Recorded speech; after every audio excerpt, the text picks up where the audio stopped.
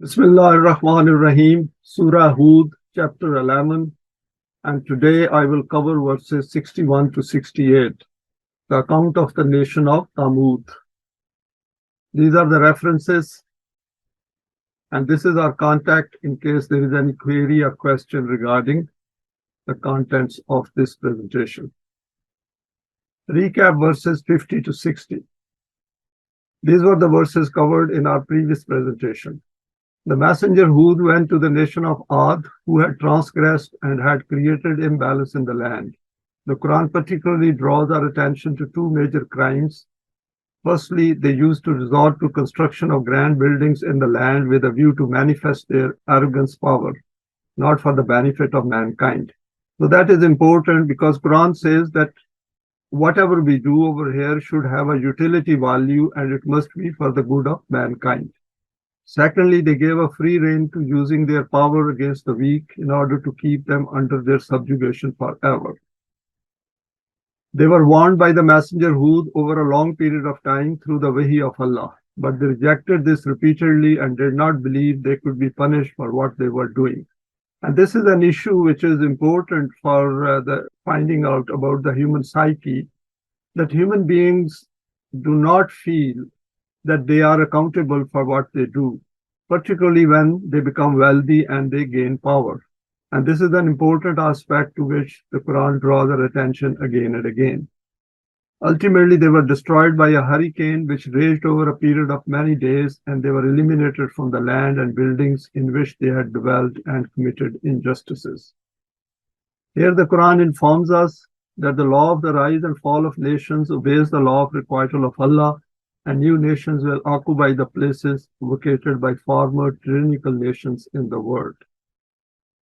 The messenger Hud and the Momineen started a new life under the system of Deen, and this continued unhampered by unjust people.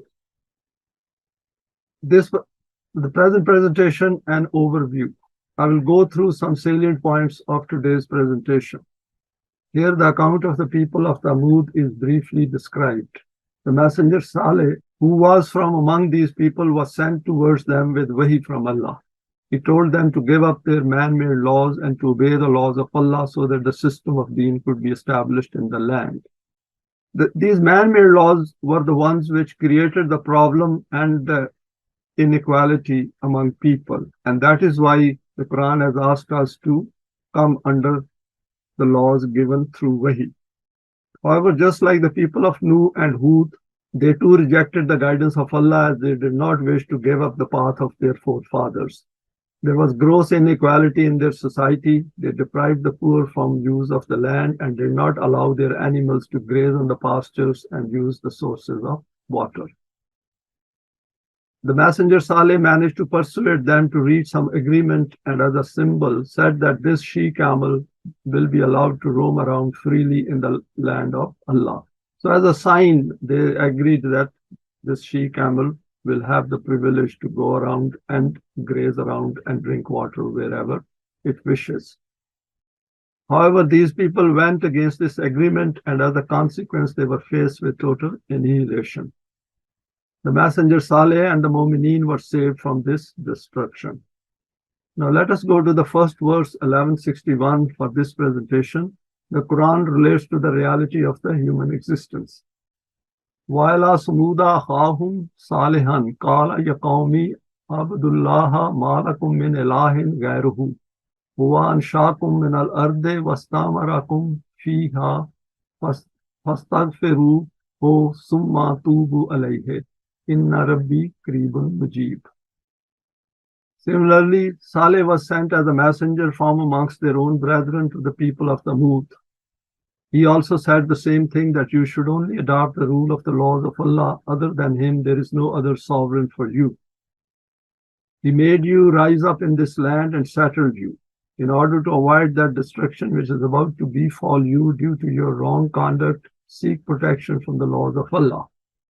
After turning your faces away from every other direction, come to Him and thus come under the shadow of His rahmat.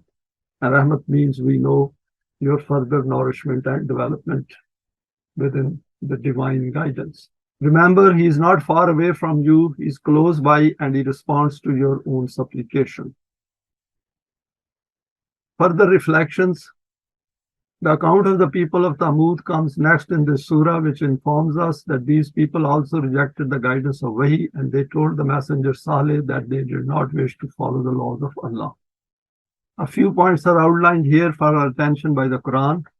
Firstly, give up the path of man-made laws and come to the guidance provided by Allah so that you can start to appreciate the higher purpose of life. Secondly, you need to reflect on your own creation and then the fact that you are now established in this land. However, your conduct is such that this state of affairs cannot continue unabated. And if you do not abandon your wrong path in life, then some ruin will befall on you. In order to avoid this, you need to seek the protection of Allah's laws. So it's not only the fear, but the thing was that imbalances and inequality and the problems existed in the society. As we know, in all man-made systems, there are tremendous issues in the society, and particularly people at the lower end who are poor economically. And there is nothing about the self as well. So what these messengers told them, these people, was based on facts, based on evidence, and people were experiencing it. But those in power and who are wealthy did not wish to come to the guidance of Allah. And this is what the point is in all these accounts of various messengers. Thirdly, the system of rububiyyat is placed within your reach only if you return to Allah, i.e. His Wahi, and this will lead to a better life based on balance. And all these messengers, they explain to them step by step that this is how it functions and this is what the advantages you will get. Your psyche will become better and you will become free from fear and huzn, because there will be an equitable distribution of wealth. Not only that, but there will be opportunities for self-development. Next verse, 1162, beliefs of forefathers have firm hold on people. Qalu ya Salehu qad kunta fina marjuban qabla haza. Atanhana an nabuda ma yabudu abavna wa innana lafi shakkin mimma taduna ilayhi murid. Now, there was a reaction from those people who were in power in that society. They said, "Oh Saleh, we had a great many expectations associated with you, that you will be a true follower in the footsteps of your elders. You will raise the stature of our gods. You will spread this religion far and wide through your capabilities. But instead, you have started to say such things due to which all our hopes have been ground to dust. Just reflect for a moment on what you are saying to us." Then they said, "You are telling us that we should abandon obedience of those whom our forefathers have been worshipping. We have great suspicion about the truth of this matter to which you are inviting us, and as a result of this, tremendous anxiety arises in our hearts, because it is contrary to the maslak of our forefathers." Now over here, though the term yabudu has been translated as worshipping, but worshipping even has tremendous effect on human psyche. Because of this worshipping and these religious concepts and the wrong belief systems, people do not feel a need to change the system. So they are very much engrossed into it because these benefit those who are at the higher position within the society. And they get all the support for the man-made system, like the capitalist system. So this is why Yabudu over here has been translated as worshipping.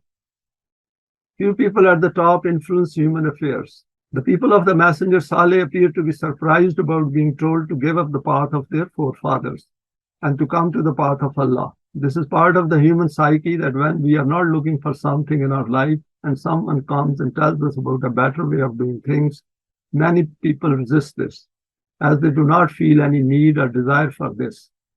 And if one does not feel need and desire because one is a beneficiary of the existing man-made system, then they say, why should we change our course of life when I'm getting all the benefits? And secondly, I'm with the majority and I'm conforming with them. So they do argue within themselves. They do look at it rationally from their own perspective, from their own point of view. Some do listen, and a few of them do wish to adopt it after giving it rational consideration. And they are always in minority. And this is a fact of life which we observe, and it is based on evidence through our own experience as well. On the same pattern, these people had established a society which benefited a few at the top while the others were subjected to gross injustice. The messenger Saleh pointed towards this aspect and asked them to change their practices. In another verse, the Quran has pointed to something very important as evidence for our guidance. وَقَانَ فِي الْمَدِينَةِ تِسْعَةُ رَهْطٍ يُفْسِدُونَ فِي الْأَرْضِ وَلَا يُصْلِحُونَ. There were in the city 9 men who made mischief. That is, they were the ones who were causing fasad in the land and were not allowed reformation. So it is always a small minority at the top, but they do get strength from the majority who willingly follow them. And many do follow them by saying that nothing can be changed. The day a human being says nothing can be changed, then nothing will be changed. Because this is our world and human beings have to act and change things. So that is why it is important for those who have come to the Quran and have decided to become Momin, that they should have a firm belief that things can be changed with Allah's help. And that is why Quran is here. And the whole of this account, we should keep it in mind how the things are developing in favor of Momineen. We see this today as well, where the few at the helm of affairs in each country abuse their power and commit injustices. The same applies to the most powerful nations. A few only of these control the whole world. 1163, Wahi of Allah should be taken seriously. Qala ya qawmi araytum in kuntu ala bayyinatin min rabbi wa atani minhu rahmatan faman yansuruni min Allahi in asaituhu fama tazidunani ghaira taksirin. At this the messenger Saleh stated, O my people, have you ever even pondered on this, that Allah has bestowed on me a supreme bounty like this Wahi, on the basis of which I am standing with a bright beacon which provides guidance towards the correct path. So messengers of Allah and Momineen with him were fully convinced of that, and that conviction they had created themselves. It was not induced in them or somebody forced them to have it. And that is important because the Quran has said, La ikraha fi Deen. If we want to come to the system of Deen, we should be willing to come to the Deen by using our own rational side and our own reasoning based on evidence. If despite this I adopt transgression to his commands, then who will save me from the grip of the law of requital? Whatever it is that you desire from me, it is not something in which you are talking of any benefit for me. Rather, you are taking me towards total destruction. Obviously, those people were resisting and they wanted him to go away or stop preaching, stop telling them, stop warning them. Because with his warning, obviously they were feeling uncomfortable. And what they should have done was that instead of feeling uncomfortable, they should have paid attention to it and what system he was presenting in the guidance of Wahi, they should have paid attention to it and said that we don't want inequality in our society. Everyone is an equal human being. Let us look at what he is trying to say. Further elaboration, the messenger of Allah were human beings with a highly developed self which they acquired in the light of the Wahi of Allah. Here the messenger Saleh has expressed a few important features of his own psyche. And it is important for us as students of the Quran that we relate to it, because these verses are also addressing us. So we should try to look into it and look into the finer aspects of it and try to bring in line our thought process, bring it in line with what is being said over here by the Quran. Firstly, he responds to his people by stating that I have clear evidence-based guidance from my Rabb, i.e. pointing to the system of Rububiyyat, which is going to replace the man-devised system of the society. So he firmly had conviction that this system will come because he is on the side of Haqq, and Haqq has to prevail. Secondly, he tells them that in this message of Allah resides the means for nourishment and development, that is Rahmat. And since I have a developed self, hence I see it clearly. That is another very important point, which he is stating that I know what I'm saying because I see it based on evidence. And that should be our position as well. Because with a developed self, which is working for the system of Deen and which has come to grips with the system of Deen, will see those things in the Quran which others cannot. You all can also benefit from this aspect, as I am here to share this with all of you. I.e., implicit here is the message that we can live a far better life than the one in which we are passing our days. Thirdly, I simply cannot go against this guidance as I have benefited from it, and I wish to extend it as an invitation to all of you as a community. Fourthly, if I decide to go against the law of Allah, then I will suffer the consequences just as all of you will if you do not come to this guidance of Allah. And that is a very powerful statement by him, that I know what will happen in case we go against the law of Allah. And all these balances which you see in your society, and I see them very clearly, are because you are going against the law of Allah. And all I'm trying to say is that the law of requital is going to catch up with you through your own deeds. Next verse 1164, the planet Earth is for the use of whole of mankind. وَيَا قَوْمِ هَذِهِ نَاقَةُ اللَّهِ لَكُمْ آيَاتًا فَذَرُوا تَأْكُلُوا فِي أَرْضِ اللَّهِ وَلَا تَمُسُّهَا بِسُوءٍ فَيَأْخُذَكُمْ عَذَابٌ قَرِيبٌ. You have imposed restrictions on this means of rizq which is obtained without any remuneration from Allah, and which should be kept freely available for the whole of mankind. A very powerful statement over here, that the rizq, all the means of sustenance which are given to you, are placed at your disposal free from Allah. For example, sunshine, water, air, land. The first human beings who emerged on this earth, they all got this land free, because land belongs to Allah.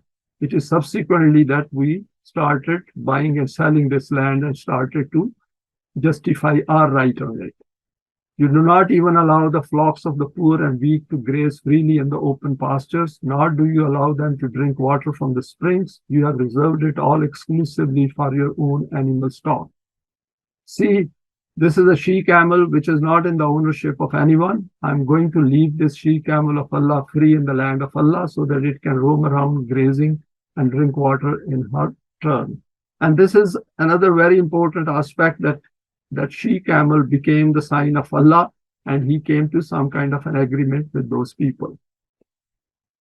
If you allow it to graze in this way, then it will be a sign for this fact that you intend to change your existing way. However, if you cause any harm to it, then it will become evident from this that you are not going to abandon your wrong path. After this, that punishment of destruction will descend upon you, whose time of arrival is not that far. My eyes see it very nearby. And with a developed self, one can see that, one can fairly come to some conclusion that outcome and the consequences of the deeds of these people are not very far off from them. Further reflections. After years of arguing with these people, the messenger Saleh reached some kind of understanding where a she-camel was selected as a sign from Allah, and everyone in the land was informed about this agreement. It appears that he had some influence among his people, especially those who held power at the top. We have seen on all the examples of the messengers of Allah, they belong to a fairly high part of the society, and they had decided to come to this path, and then they got Wahi from Allah.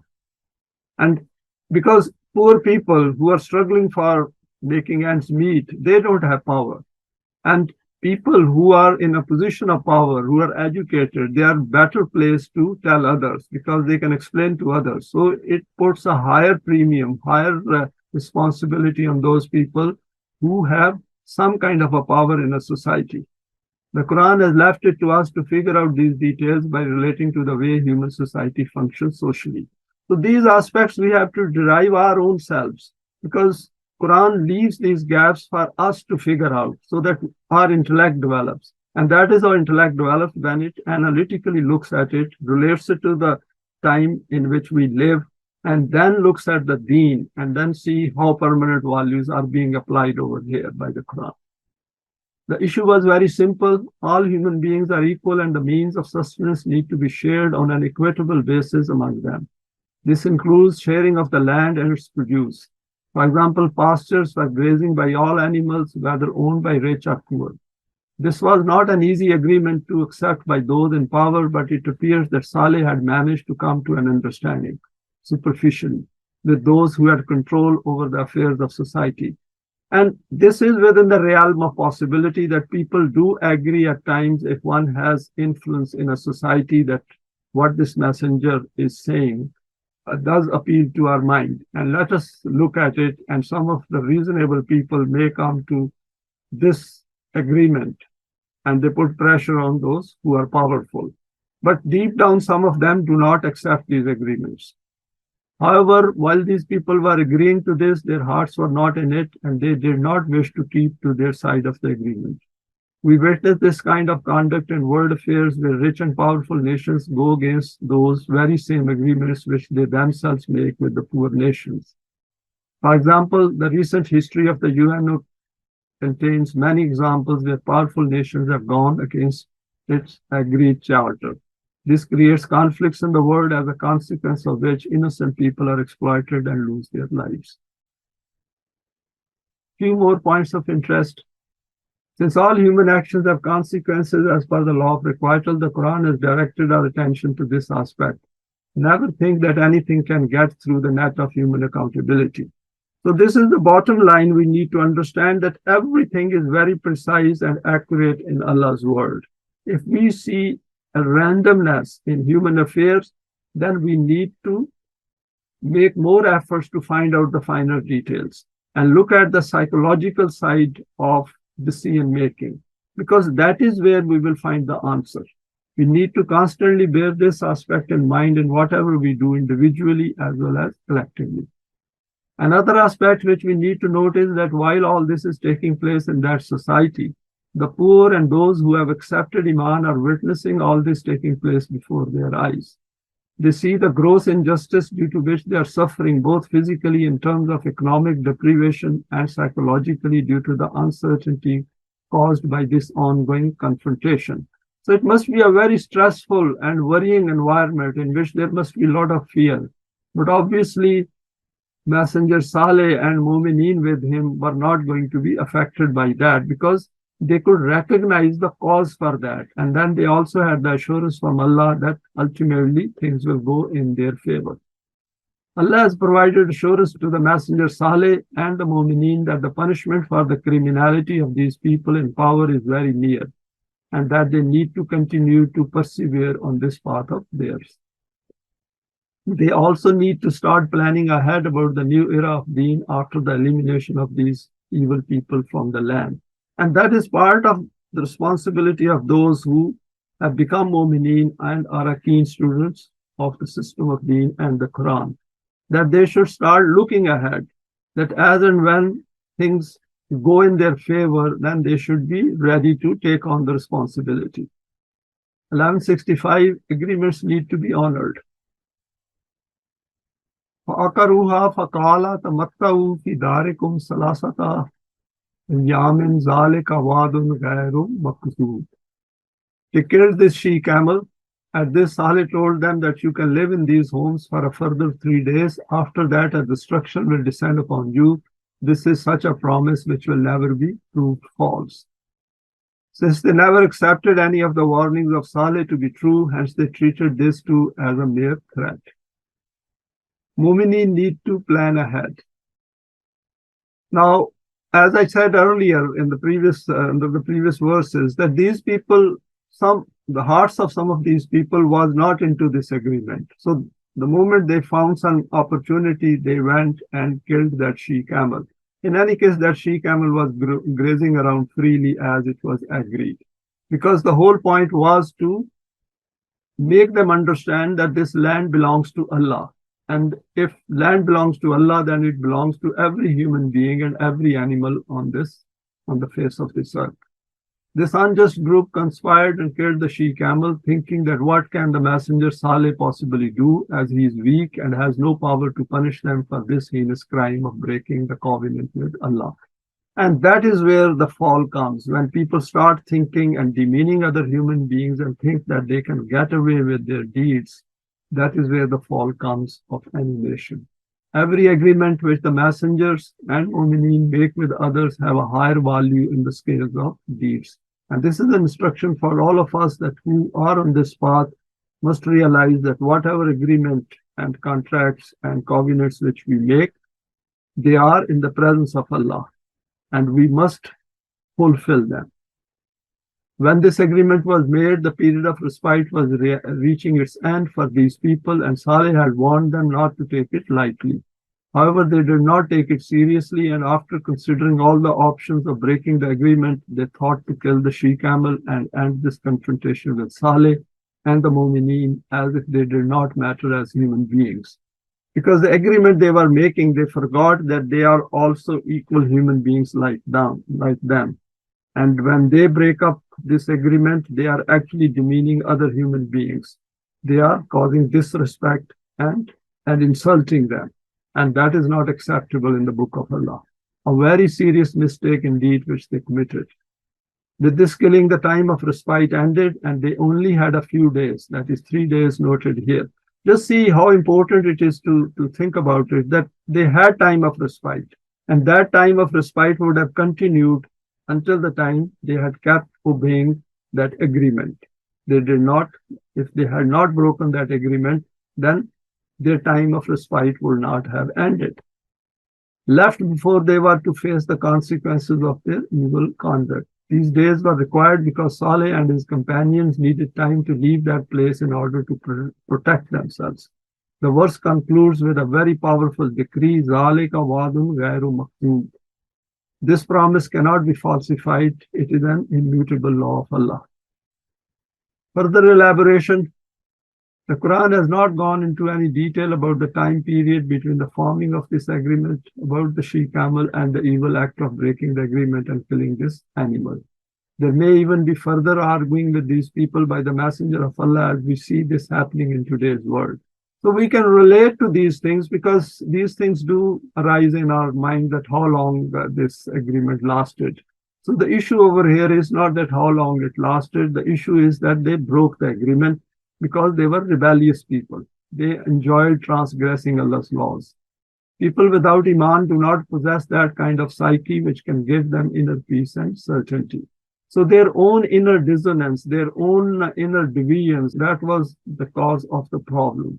Because they felt very unhappy, and they might have thought that why should we agree with the Saleh and these Momineen? And as a result, out of arrogance, some of them decided to kill the animal. Even when this final warning is delivered to them after this killing, these people do not take it seriously. They take it lightly as they know Saleh and the Momineen do not possess any physical power with which they can punish them for this heinous crime against humanity. They know from previous experience that the natural events do not cause any destruction, the kind with which the Messenger had warned them. This is where Allah enjoins the Momineen that what is noted in the Quran needs to be made an intrinsic part of our psyche so that we can relate it to the world events around us. Now over here, there is a point of instruction for us that the world in which we are living, there is a plenty evil going on. And if we are not moved by it and we do not come to the Quran, or even if we have come to the Quran, but we are not willing to delve deeply into it, to look at the system of Deen and then join together with those who are making efforts in this direction, then essentially they are outside the remit of the Quranic protection, which the Quran promises to Momineen. So this is the point which we should keep it in mind, that we have to create a desire and a need in order to counter this evil what is going on, and in order to get the help of Allah, I mean the laws of Allah. Next verse 1166, the Quran is focused on Momineen. فَلَمَّا جَاءَ أَمْرُنَا نَجَّيْنَا صَالِحًا وَالَّذِينَ آمَنُوا مَعَهُ بِرَحْمَةٍ مِنَّا وَمِنْ خِزْيِ يَوْمَئِذٍ إِنَّ رَبَّكَ هُوَ الْقَوِيُّ الْعَزِيزُ. Consequently, when the time for the manifestation of the outcomes of deeds arrived, we saved Saleh and those companions of his who were Momineen from this agonizing destruction through our rahmah. Because the whole process, the whole procedure which is noted over here by Allah is directed and focused towards Momineen, because they are on haqq, and the whole universe has been created as haqq and to promote haqq. So that is the point we should keep in mind, that if we have come to this path, then we have acquired a very high value according to the value system of the Quran. Of a surety, the law of your Rabb is very powerful and has the ability to prevail. Two words used over here, Qawiyul Aziz, that it is not only that Allah possesses the power or His laws possess the power, but that power can also be used for the support of Haqq. So both things should be very reassuring, and same goes for Momineen as well, that they should acquire the power and then should not be afraid of using that power. There's no point in acquiring power and then using it. And power means every latent potential which we possess, we should try to manifest it in the outer world so that we keep striving and keep progressing towards the system of Deen. The Quran is about Momineen and their success. In this verse, the Quran has summed up the purpose of its guidance, which is to guide the Jamaat-e-Momineen in the functioning of the laws of Allah in the human world.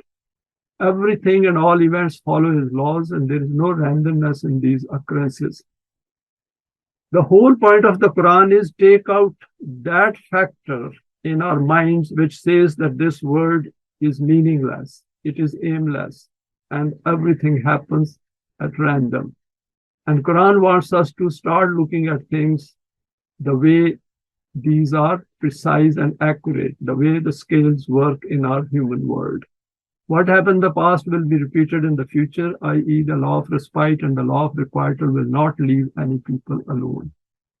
When the time of respite ended, these people were destroyed while the Jamaat-e-Momineen, headed by the messenger Saleh, were saved as they were to go elsewhere or return to the same land and establish the system of Deen. The attributes of Rahmat and Rabb point in this direction. Allah did not do injustice to anyone, as we had covered previously as well in the Surah Yunus. These people did injustice to themselves, the consequence of which was that their physical life was cut short. So the point over here is that the law of requital is very firm and it does not spare anyone.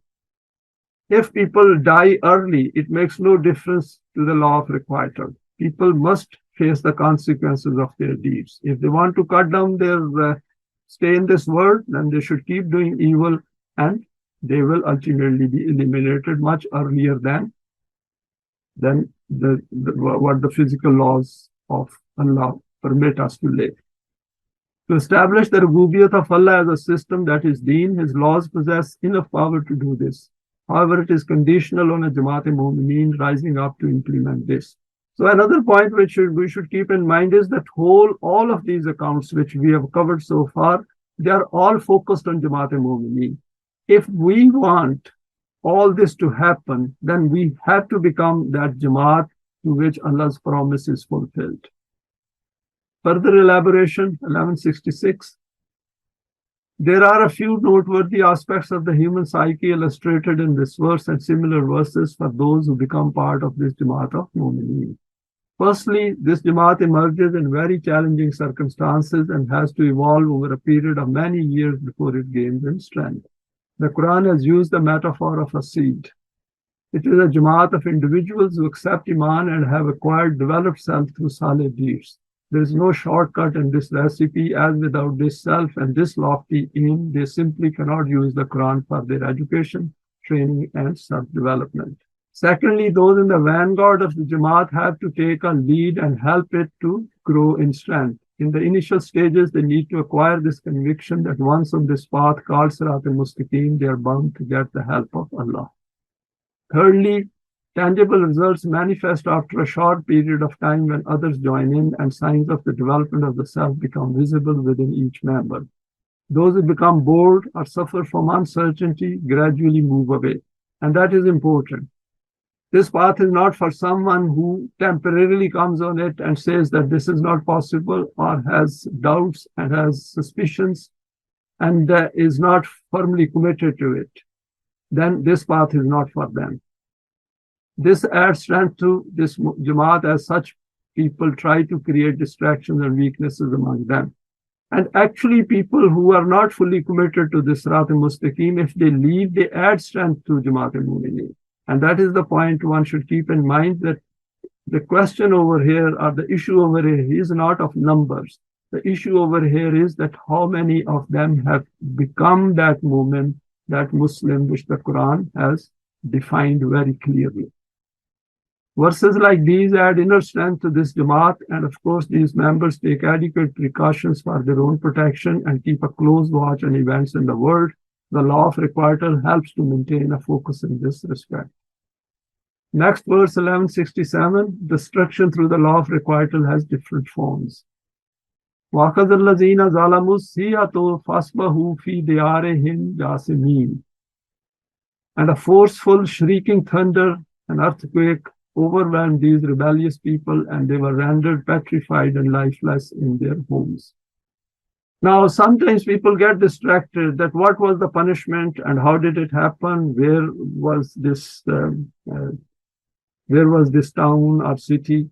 That is not an issue. Those are distractions from which we should avoid ourselves, because we have a very short time in this life. And what we need to do is to become that mu'min, to become that Muslim, and then come together so that the evil which is widely spread in the world, one can be a force against it, and we can get Allah's help to create that system for which Allah is all the time prepared to provide us help, provide us aid. And this is something which is coming out of all these accounts. Momineen need to keep close watch on the state of affairs in the world. The destruction arrived in the form of an earthquake. The Quran has referred to a shrieking thunder, and this annihilated these unjust people. Their physical sojourn in the world ended as they had crossed the threshold of the law of respite, and the law of requital ended their lives. We have discussed some details about the massive flood faced by the people of the messenger Nuh, the stormy winds faced by the people of the messenger Hud, the volcanic eruption faced by the people of Lut, and now in this case, an earthquake. We have also gone through other accounts as well, like of Pharaoh and also of the messenger Yunus. All these natural events are linked to the evil conduct of these people, and here there is an instruction for us as students of the Quran. All these people were warned in advance of the outcomes of their evil deeds, but they ignored these warnings. The messengers of Allah were informed about the impending arrival of these natural events, and as a consequence, they managed to make their escape from the harmful effects by taking advanced precautions. Because the whole point was for the Momineen to come out successful, because they had to now establish the system. Verse 1168, Kufr has an expiry date. Kanlam yagnaw fiha ala inna samuda kafaru rabbahum ala bodan le samud. And those houses became desolate and destroyed in such a way as if these people had never ever lived in them. Remember, the Thamud nation had adopted the path of rejection and transgression against the laws of Allah. The consequence of this was that they became deprived of the bounties of life. Further reflections on this verse. The Quran has drawn a very vivid picture of the destroyed city and invited us to visualize it clearly using the historical evidences in our world. How many past empires have disappeared forever, and a new set of people have taken their places. Some of these nations never thought of their destruction. And even at an individual level, we need to go to a cemetery and imagine that all these graves belong to people who once roamed around on the face of the planet. None of them will ever come back to this world. And that will be our fate as well. And that is something which we should keep in mind. That here the Quran is inviting us to become Momineen, to become Muslim, come together and then work as a Jamaat towards the system of Deen, and then seek Allah's help. And we will never ever get this chance again. And while we are making this effort, we are benefiting from our self-development. What happened to other nations? The same fate visited the Muslims after the initial era of the establishment of Deen in the 7th century AD. I thought just to remind ourselves that what happened in the recent history and when the Quran was revealed. The important issue to which Allah has drawn our attention is that what is given in the Quran is to help any set of human beings who are willing to become dissatisfied with man-devised systems and then decide to follow an alternative path in the light of the guidance of Wahi of Allah. All the accounts of the messengers point to one simple fact, that these people did not wish to consider any alternative to the unjust system under which they lived. and under which they wish to continue living. But this is not how the system of Allah operates in the world. People die despite being unwilling to die. Few more reflections on this verse. The life of Kufr cannot continue unhindered, and its decline is inbuilt within such systems. And it's very reassuring for those who become Momineen. And for us, in TOLU-E-ISLAM, this is very reassuring, and we should keep that in mind that things do change. If we make an effort on Allah's path, then things do change. The system of Rububiyyat can only emerge in a land when the system of Kufr disappears. Here the Quran has drawn our attention in very succinct style by stating, Allah inna samuda kafaru rabbuhum. The people of Thamud did Kufr to the invitation of Rububiyyat and hence signed their own death warrants and committed suicide as per the law of requital. Then the Quran concludes by stating for us, Allah bodan le samud. And see how much firmness in this part of the verse that they were eliminated. They did not deserve to be on this planet. And what they were doing deserved the punishment which they got. Just listen carefully that the Thamud were removed from planet Earth. Why did this happen? Because when people stand up for Haqq, then Batil has to be eliminated. And who stood up for Haqq? Batil Momineen. Batil exists so long as Haqq does not emerge in the world. This is that fact to which the Quran has drawn our attention repeatedly. For example, in Surah Bani Israel, وَقُلْ جَاءَ الْحَقُّ وَزَهَقَ الْبَاطِلُ إِنَّ الْبَاطِلَ كَانَ زَهُوقًا, and announce it. Haqq has arrived and Batil perish, for Batil is bound to perish. Verses like this are meaningless if they cannot be applied in the real world. The issue before us is to ponder over the Quran and gradually acquire a high level of conviction on this path. Thanks for your time and for sharing this today. Please feel free to share it with your contacts. You may like to subscribe for future talks related to the Quranic system of Deen. Thank you very much.